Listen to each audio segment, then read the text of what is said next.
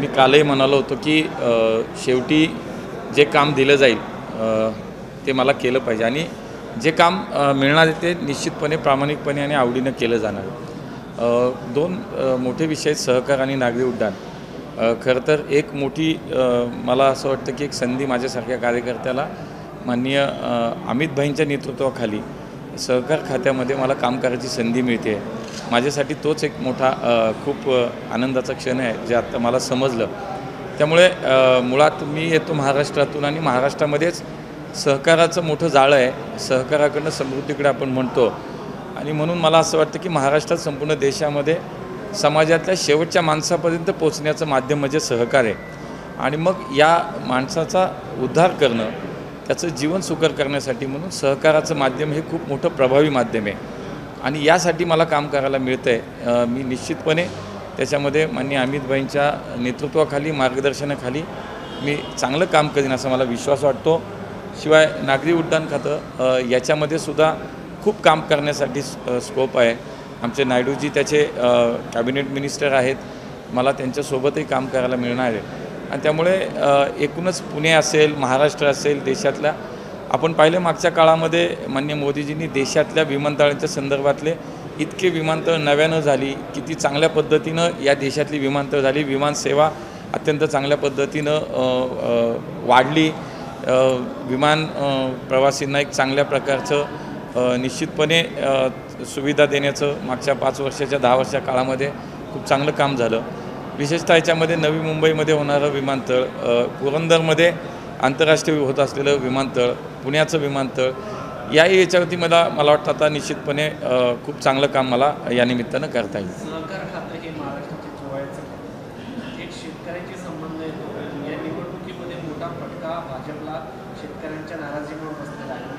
काय नवीन संकल्पना तुमच्या डोक्यात आहेत, काय काय नवीन करता येऊ शकतं? मला असं वाटतं की मला काही वेळापूर्वीसुद्धा कल्पना नव्हती की कुठलं खातं असेल आणि मला कुठल्या खात्यामध्ये काम करायला मिळेल, पण आता जस्ट माझ्यासमोर आहे की सहकारमध्ये मला काम करायला संधी मिळाली। मुळातच एक शेतकरी आहे, शेतकऱ्याचा मुलगा आहे आणि त्यामुळे शेती असेल सहकार या सगळ्या याच्यामध्ये एक निश्चितपणे माझ्यासारख्याला त्याची चांगली माहिती आहे आणि मला खूप काही अभ्यास करायचा आहे, शिकायचा आणि त्याच्यातून मला देशातल्या शेतकऱ्यांसाठी देशातल्या सर्वसामान्य माणसासाठी सहकाराच्या माध्यमातून एक समृद्ध जीवन समृद्धीकडे समाज नेण्यासाठी मला असं वाटतं खूप काम करण्याची संधी आहे। एक प्रश्न हा आहे, कारण सहकार म्हणतो की काँग्रेस राष्ट्रवादीचे आत्तापर्यंत जे बडे नेते समोर उभं राहतात त्यांच्याकडे सहकाराचे बालेकिल्ले म्हणून पाहिजे तर कारखानदारी त्यांच्याकडे आहे, बऱ्यापैकी तुमच्याकडेही आलेले आहे, पण मला असं वाटतं आता ते चित्र पहिल्यासारखं नाही राहिलं।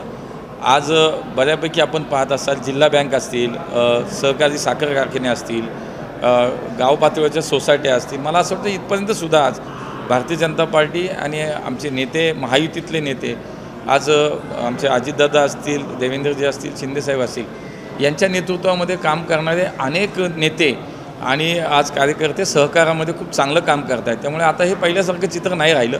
आज आमच्याकडे सुद्धा खूप मोठ्या प्रमाणात चांगल्या पद्धतीनं सहकारात काम करणारे नेते आहेत आणि मला असं वाटतं की या सगळ्यांचंच मार्गदर्शन मला घेता येईल आणि चांगलं काम करता येईल। तुम्हाला दुसरं जे खातं मिळालं ते सिव्हिल एव्हिएशन आहे, अतिशय क्लीन खातं समजलं जातं, बरेच जण यासाठी इच्छुक असतात आणि त्याचा एमओएस करून तुम्हाला काम करायचं आहे। 3 महिन्यामध्ये बघितलं सिव्हिल एव्हिएशनमध्ये खासगी विमानांमध्ये अनेक अडचणी आलेल्या आहेत, अनेक ठिकाणी घटना घडलेल्या आहेत, लोक विमानतळावरती बसून जेवलेले आहेत, या अनेक तक्रारी कशा दूर करणार, काय तुमची कल्पना आहे? मला असं वाटतं की आता एखादं काम हातामध्ये घेतलं आहे, काम करायला मिळालं आहे तर सुरुवातीला तेच केलं जाणार की त्याच्यामध्ये नेमक्या या मध्ये काम करताना काय नेमक्या अडचणी आहेत, काय सुविधा करण्यासारख्या आहेत, काय या देशाच्या भविष्यामध्ये पुढच्या काळामध्ये नागरी उड्डाण म्हणून या खात्यामधनं काय करण्यासारखं या सगळ्यावरती काम करायचं आहे। मला असं वाटतं की आज जस्ट आत्ता मला ती जबाबदारी मिळते आहे, अजून त्याच्यावरती आपल्याला काम करायचं आहे। मी याच्यानंतर